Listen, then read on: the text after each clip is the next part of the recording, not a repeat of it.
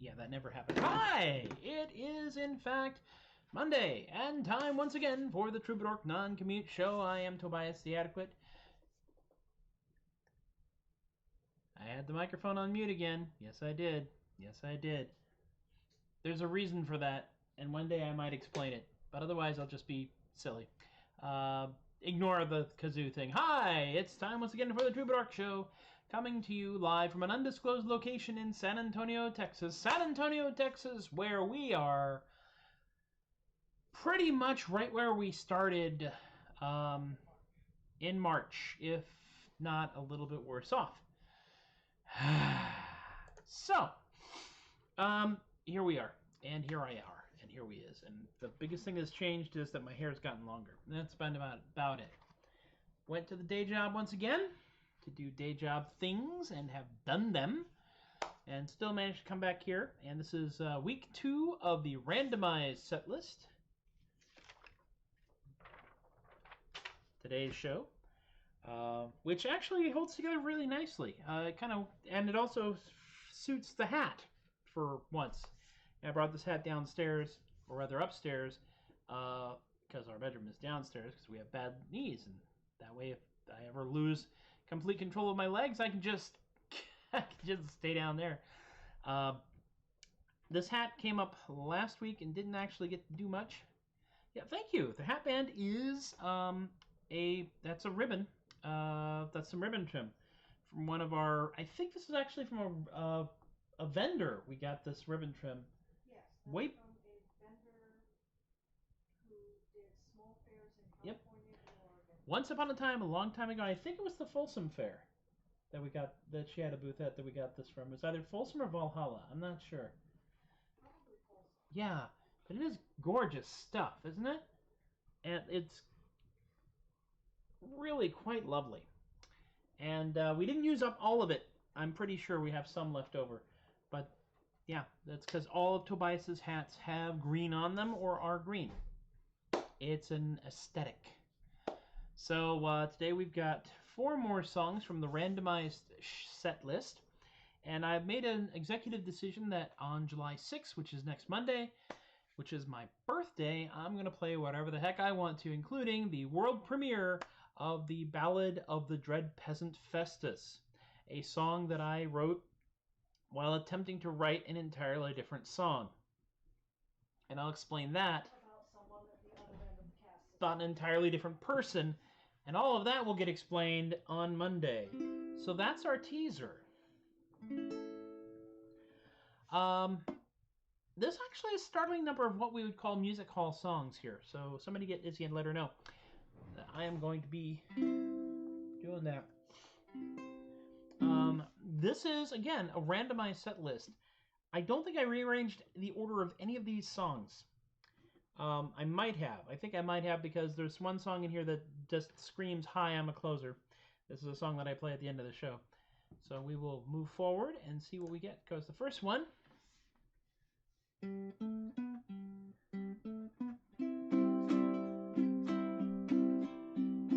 won't sing of sherbet or water, for sherbet with beer does not rhyme.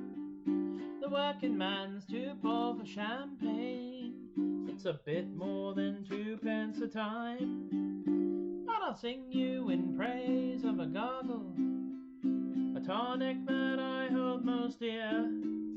I allude to that grand institution, that glorious tonic called beer, beer, beer.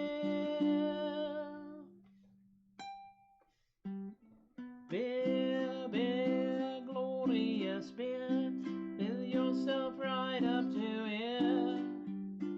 Drink a good deal of it, make a good meal of it, stick to your old-fashioned beer.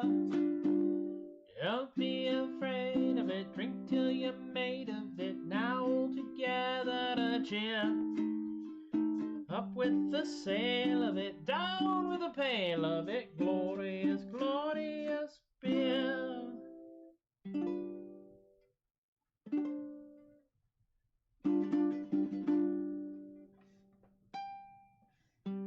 It's a granddad of all lubrications, the very best thing for the neck. Can be used as a tonic or lotion by persons of every sect. Now we know there's a goddess of wine, yes? But is there a goddess of beer? Well, if so, let us drink to her health, boys, and hope that she finds her way here, here, here.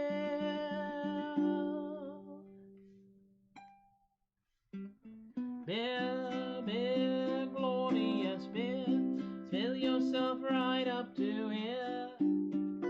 Drink a good deal of it, make a good meal of it, stick to your old-fashioned beer. Don't be afraid of it, drink till you're made of it, now all together to cheer. Up with the sail of it, down with the pail of it, glorious, glorious, glorious, glorious, glorious, glorious.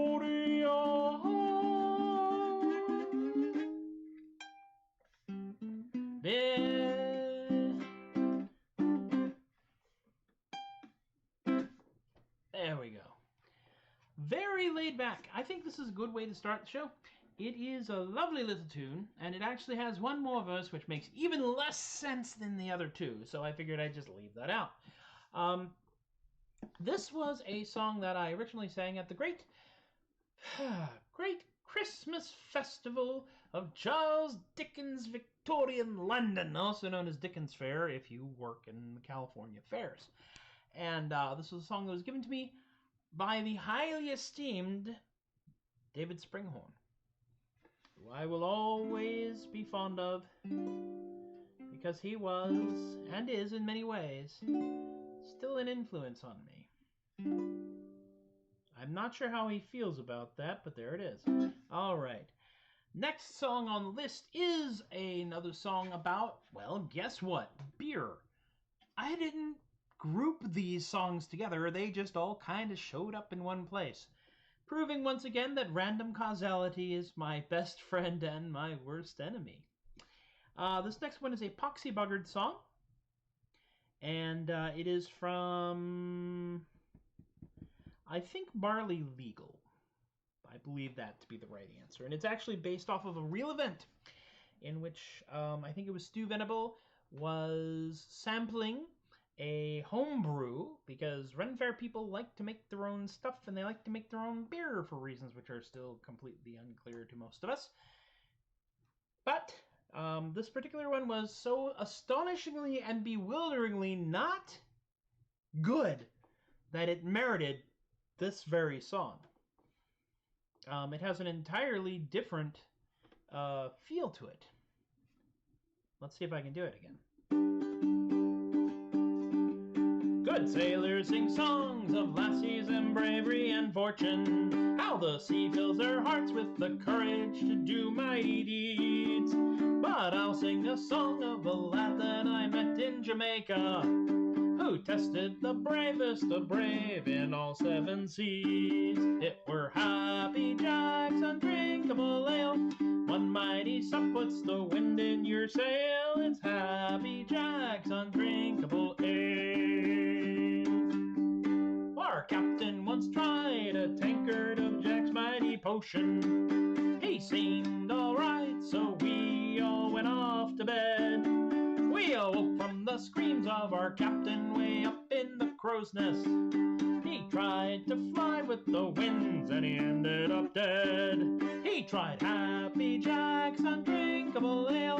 One mighty sup puts the wind in your sail. It's Happy Jack's Undrinkable Ale. This ale was as black as a night with no moon in December, as bitter as a man who'd lost his pistol in May, as strong as 6 horses, as wicked and evil as Judas.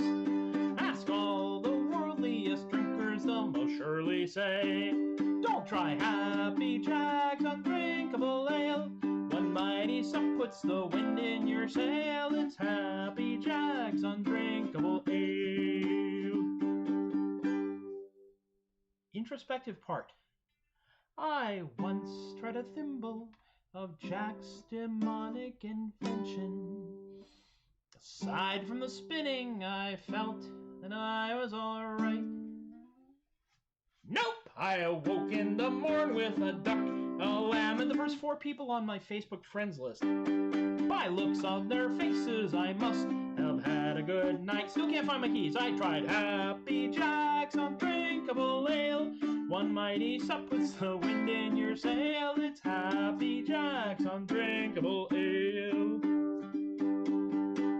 Happy Jack's Undrinkable Ale. One mighty sup puts the wind in your sail. It's Happy Jack's Undrinkable Ale.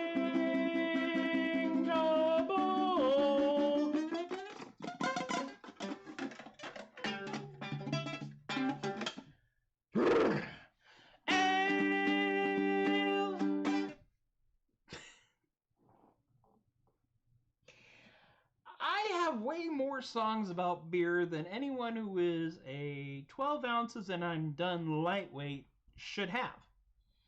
But it's festival songs. And consequently, one of the things that is consumed much around festival songs are beer. I'm more of a cider guy myself. Or cream ale. I will devour a cream ale through a straw. If I'm feeling really weird, a crazy straw.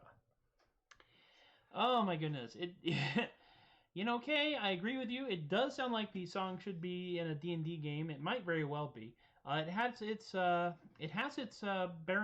beginnings in reality, however. Yep, Tom says homebrew is typically much better than store-bought unless it goes wrong. All goes wrong. And if it all goes wrong, oh, how wrong it goes. Woo, yeah, we're talking Geneva Convention levels of wrongness here. Oh my goodness me. How is everyone? You've all made it this far. And I appreciate that. Then the randomized set list threw me a complete curveball. Because the next song on this list is one that has nothing to do with beer or music halls or that entire genre. This is a light, fluffy, somewhat bewildered love song that I wrote. It is not the first love song I have written. I am not completely done with the very first love song I have written. The very first love song I have written is called Boring Old Married Couple. Still working on that one. It's a very peppy, upbeat song about the fact that my wife, Amy, and I are, in fact, a boring old married couple. And we will tell anybody that, because it's true. Let me get in here and find the notes for this one. This song, however, actually, this one, subtitled A Bewildered Love Song, came into being literally because I was trying to figure out, it's like, well, I want to write a love song. Okay, well, what kind of love song can I write? How'd this happen? I'm not complaining at all. And that's how this came into being. Let me see here.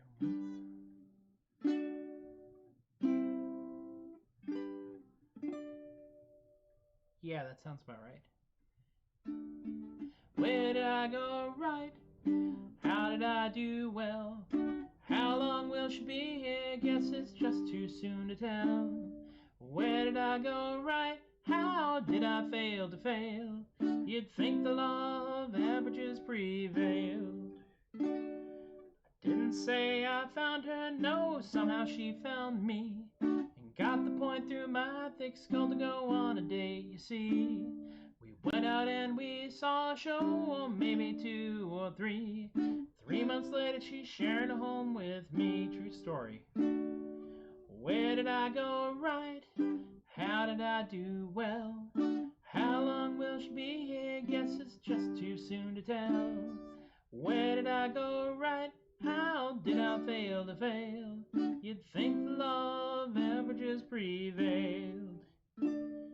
She and I got married, moved across the continent. She stayed with me when my job and my cash was all but spent. She knew the person that I was when she selected me, but who I am, I'm just starting to see. Got a typo in the script there, I gotta remember that. Where did I go right? How did I do well? How long will she be here? Guess it's just too soon to tell. Where did I go right? How did I fail to fail? You'd think the law of averages prevailed. Well, now it's over 30 years that she's been here with me. I think we've settled down now, but it's still too soon to see. It's not a lack of faith in her, but she has faith in me. It's sinking in that it's worked out, you see. Where did I go right? How did I do well? How long will she be here? Guess it's just too soon to tell. Where did I go right? How did I fail to fail? You'd think the law of averages prevailed. Where did I go right? How did I do well? How long will she be here? Guess it's just too soon to tell. Where did I go right? How did I fail to fail? You'd think the law of averages prevailed.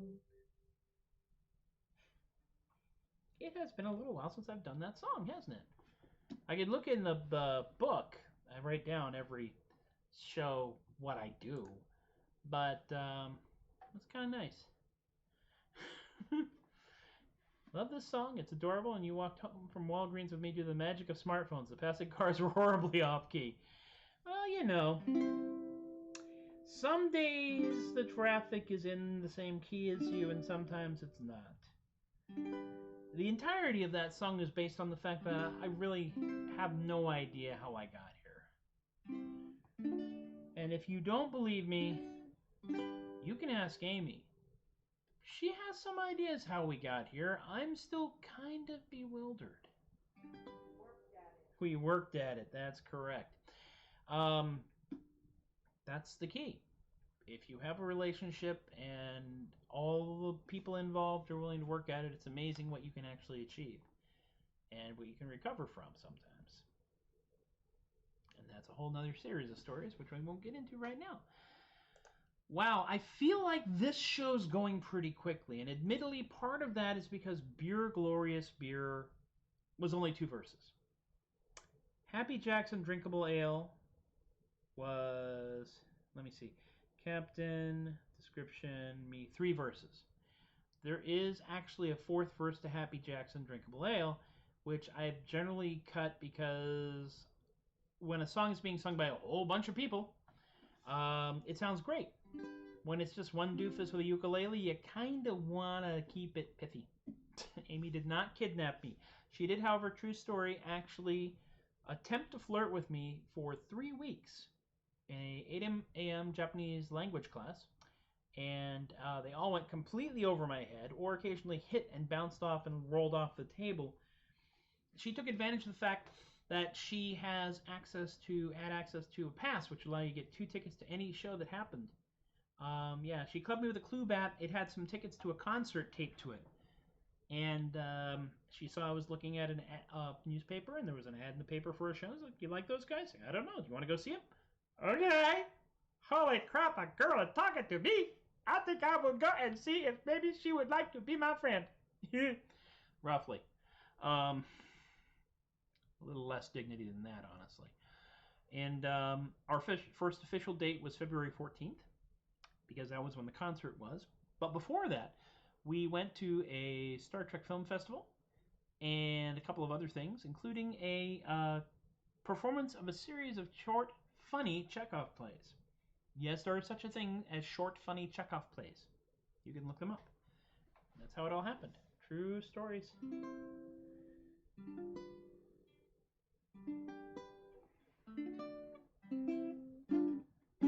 Okay. Wow. Last song of the show already. It seems, like I said, it's been going, these things are whooshing by. I feel like I should fill something else in, but I do, it's Monday. We've all kind of been working on Monday, and my Monday began with going into the day job because we had new hire people, so I get to do the orientation. I am the department extrovert, you see. Yes, my Kazinti name is Speaks to Other Employees. Yeah. Give the theater guy the orientation job. And when I went in, we had some really awful networking things that I could not fix. So I did what I always do in a situation like that. If I can't fix something, I will harass the people who can fix it until they do. And I did. And it worked. Okay. Let's go to song 4. Because it is one that I'm sure you're all going to enjoy a lot. Because I enjoy it a lot. It is a glorious, glorious song.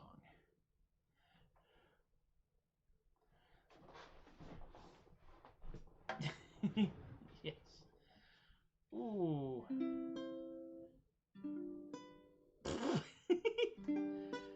Okay. There's no way we're not related somehow. You know that. I'm technically Kay's adopted uncle. Stunt uncle, I think is the right term. All right, let's do this. This is Eat Bertha's Mussels. This is not, in fact, an ancient song. It sounds like an ancient music hall song, and it's not. This was written in like the 60s, 70s. And it is just a fun song to sing. I heartily recommend it. And I have opened up the wrong note here, which is entirely appropriate for a Monday. Here we are. That's the one I'm looking for. I love this song. This song is so much fun. There are some restrictions here and there, and if I do get booked for a fair or festival or two, I'm probably gonna have to send a letter to the publisher and say, "Hey guys, can I just perform this song? I promise I won't record it and sell it." And if I get permission, I can do it. I did that with the Boggards stuff, so I could do this one. Oh, this will be a fun one to wrap up on, so let's do it. Eat Bertha's mussels, they're the best there is by far. You can eat them in the dining room, you can eat them in the bar. So when you're ashore in Baltimore and you fancy a bite to eat, just follow your nose to Bertha's and you'll be in for a rare old treat. Now a sailor came to Bertha's with a problem most severe. His manly pride had been atrophied by a voyage of 14 years. So he ate a plate of mussels. Now he sings in a different key. His jibum set right, he'll be back there tonight, and he's not going back to sea. So eat Bertha's mussels, they're the best there is by far. You can eat them in the dining room, you can eat them in the bar. So when you're ashore in Baltimore and you fancy a bite to eat, just follow your nose to Bertha's and you'll be in for a rare old treat. Now a lady came to Bertha's who wanted a daughter or son. The doctors had said with a shake of their heads that she couldn't have either one.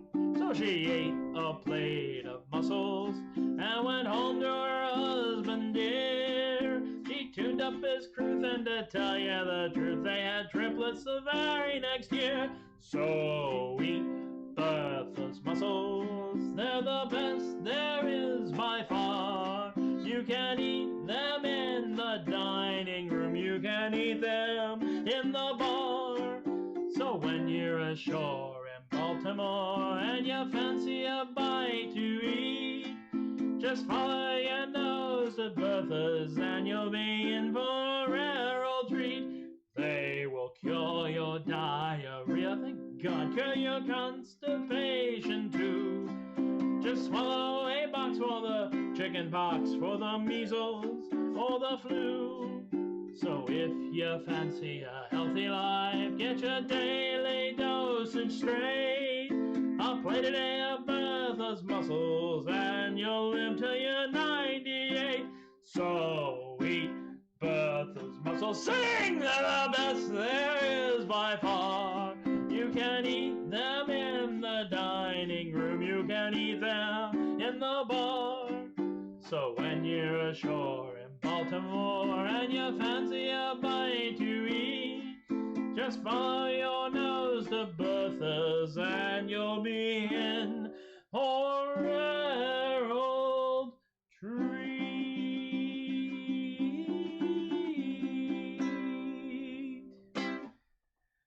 And so we come canoeing in, slow, stately, unbowed, and remarkably relaxed, considering it's Monday, for yet another Tobias the Adequate Troubadork show. And a short week, because I am taking, well, first of all, here in the United States of America, the 4th of July, Independence Day, is being celebrated on July 4th. A lot of places are closed on July 3rd, because the 4th is a Saturday, and since we all want to get a day off, we get the day before that one, the Friday off. Now, July 6th is my birthday, and I'm taking that day off because I can. So I'm getting a nice long weekend out of it. A short work week. I like that a lot. Let us go through the various and sundry steps and processes that are involved in the remaining part of the Troubadork show. First and foremost, yoink, we want to talk about the tip jar, which is paypal.com/theadequate. Robert and Rick and Emily and Miranda have all tossed a couple of bucks in there, and that all goes towards funding the things that make this show happen. So that's like cameras and software and ukulele strings, talent, stuff like that. If you want a more long-term commitment, you can also go to Patreon at patreon.com/theadequate. People who are Patreon patrons get extra special bonus stuff like previews of songs. As a matter of fact, my Patreon patrons, Alicia and Relly and BK and Kaylee and Richard and John, Brian and Lorene, all get access to the Ballad of the Dread Peasant Festus 2 full weeks before everybody else. And they get it recorded as well. So that's actually I successfully did a demo version of this song. It only took about 14 tries. You also get access to other cool things like the Patron of Adequacy button for folks at a certain level. People get access to previews, they get the notes. The entire list of my randomly generated set list is up there as well. They get to pitch in and give me ideas and thoughts and questions and ask me to do stuff. And at some levels, I even wind up having to write you a song. Think about that. Harness this for good and not for evil. Patreon.com/theadequate is where you can find that. The shows themselves are archived in a couple of places. First of all, Facebook.com/TobiasTheAdequate. Every time I do a show here on my personal feed, I will then save it over there at the Tobias the Adequate feed. Weirdly enough, with OBS and Restream.io, I can stream this to my personal feed. If I was using Streamlabs OBS, I could only stream it to the Tobias the Adequate page. I couldn't stream it to my personal page. I have no idea why. It's weird. YouTube also has its very own Troubadork playlist, which goes all the way back to the very first show, which was just me saying, you know what, I'm going to kill some time and I'm going to live stream some stuff because we're all stuck at home anyway. YouTube.com/MPLEGARE and look for the Troubadork playlist to find that. Whew. Well, let me think here. Carpe Diem Comics is, of course, the official emotional support comic shop of the Troubadork show, Tobias the Adequate, and anything else that seems like a good idea at the time. They are physically located in McKinney, Texas. Online, they are located at carpediemcomicsonline.square.site. This is a reminder for you to support your local comic shops, your local gaming shops, your local craft stores. Your locals all need your help. If you can toss in a couple of bucks here and there, go online, or even get like a gift card or a gift certificate, which is like a present to your future self. Those few bucks go to keeping the lights on, to keep the water flowing, and keep the door unlocked. And those are all very important things. So when the numbers are sane again, we can all congregate in goofily geeky goofily geeky great gatherings. I'm just making this up on the spot. Can you tell? And we can all be big nerds together once again.